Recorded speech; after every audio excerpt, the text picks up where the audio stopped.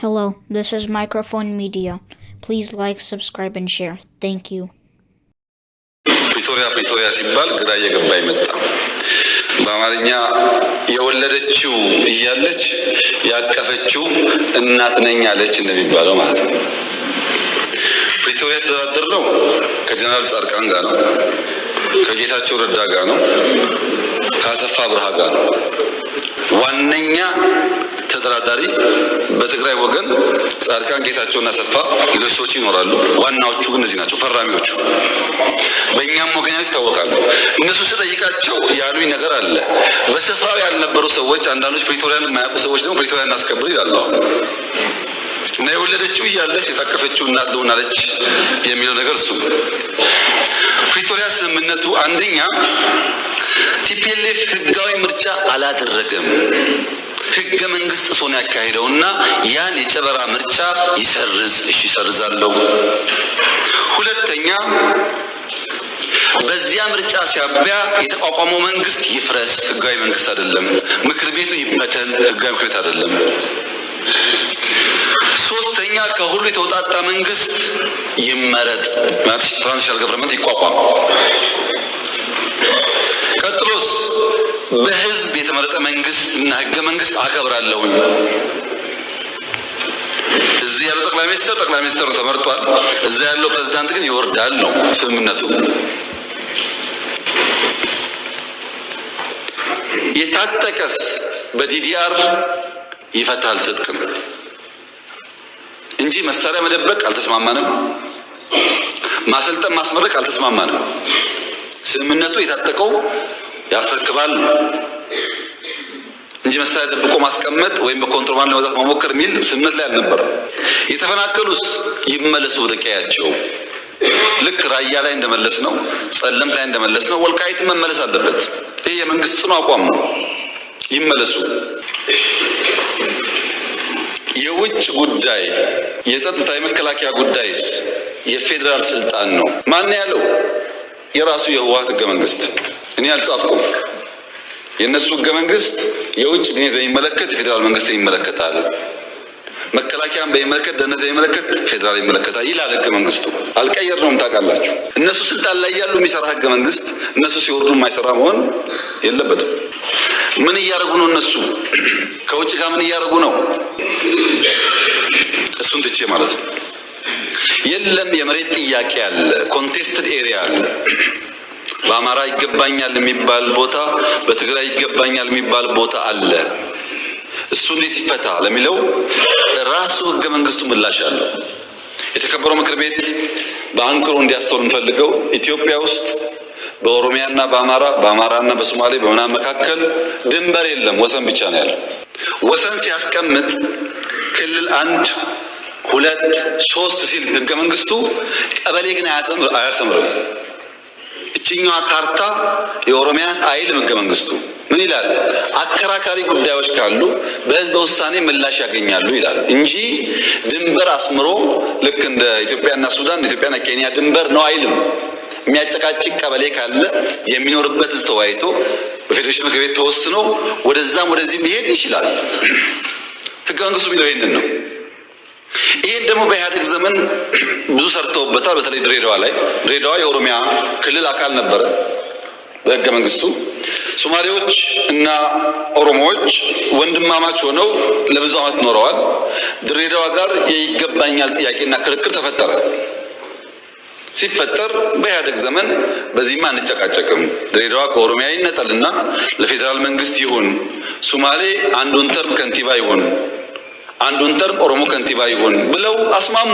ይሄ ግን ህገ መንግስት ላይ የለም።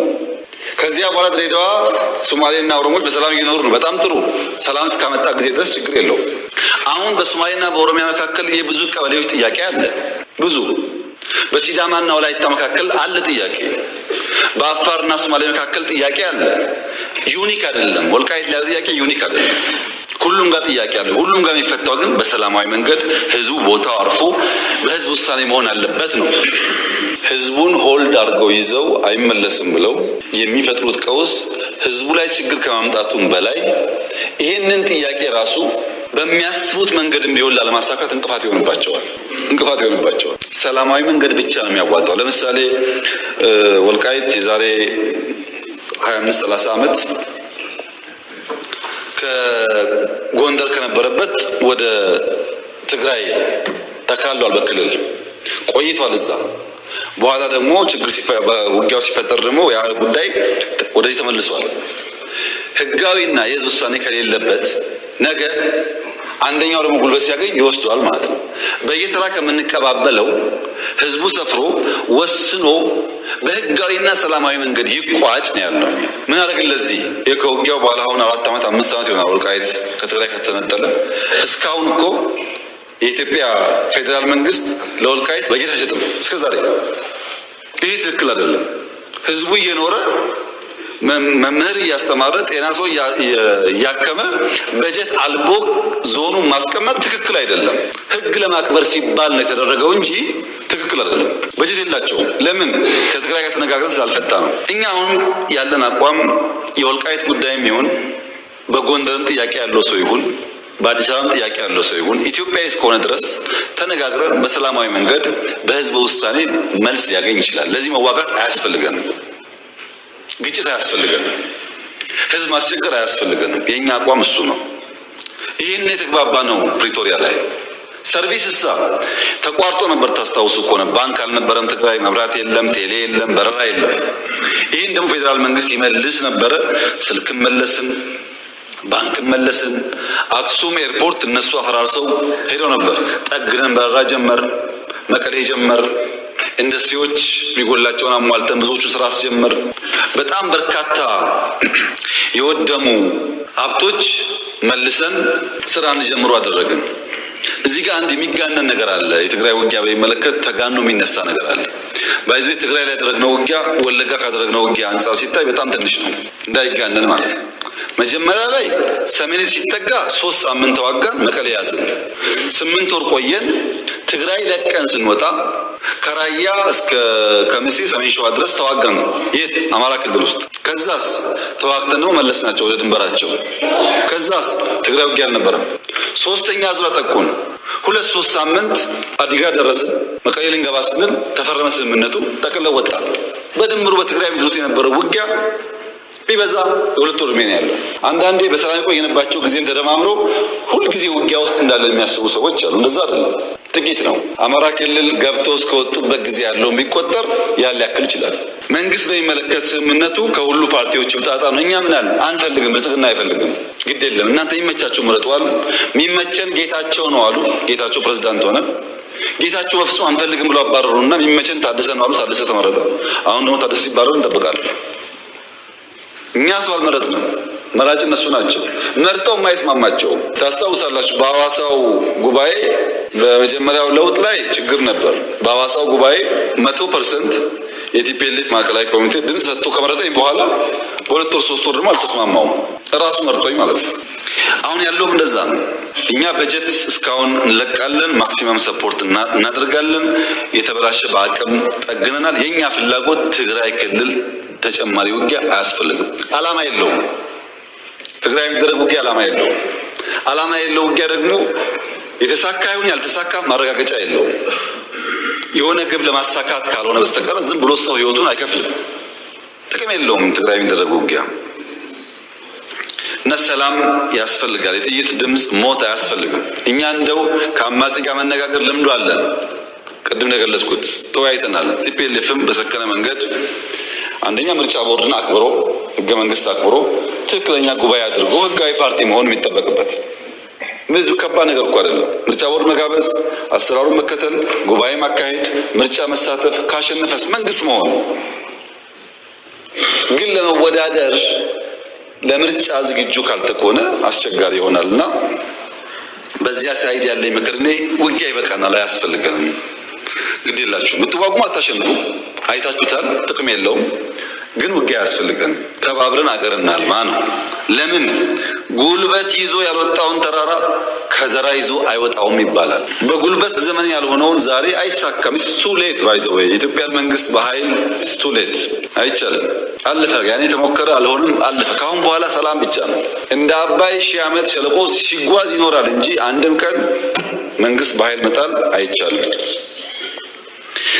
ለዚህም የትግራይ እናት የምትፈልገውን ሰላም ማምጣት መሯቸዋል። እነሱ ልጆቻቸውን ገብረው በቃን ብለዋል። ለነሱ ሰላም በእኛ በኩል ዝግጁ ነን። በዚያ ሳይድም ዝግጁ መሆን ያስፈልጋል። በቅርቡ ሰምታችሁ ከሆነ ወታደሮች ደሞዝ ጭማሪ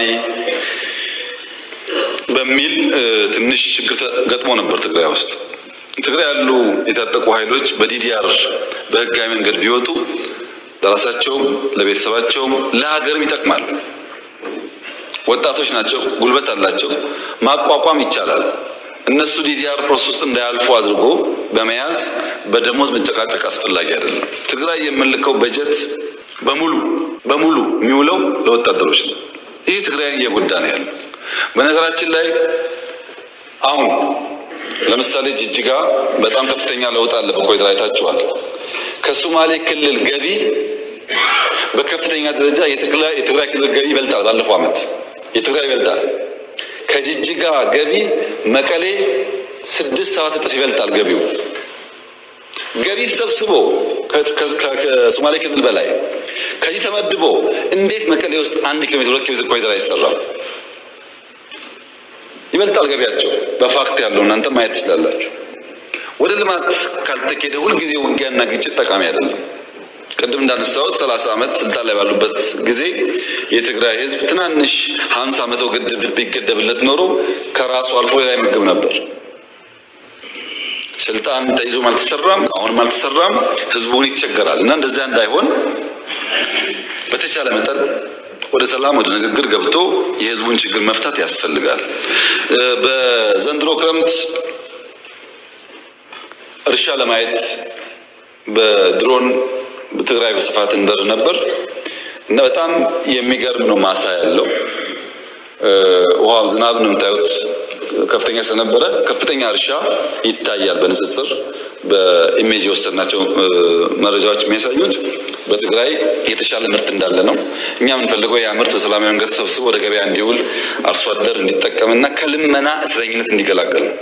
ህዝቡን የልመና እስረኛ ማድረግ ጠቃሚ ስላልሆነ ከልመና እስረኝነት ወጥቶ ወደ መሻሻል ህይወቱ እንዲገባ መስራት የምንፈልገው እና ትግራይ ውስጥ የውጊያ ዓላማ ፌደራል መንግስት የለውም፣ አንፈልግም። ለምን? ዓላማ የለውም፣ ጥቅም የለውም። የትግራይ ክልል ያሉ ሰዎች ይሄን ተገንዝበው ወደ ሰላም ቢያዘነብሉ ይሻላል ነው ምክሩ። ፕሪቶሪያ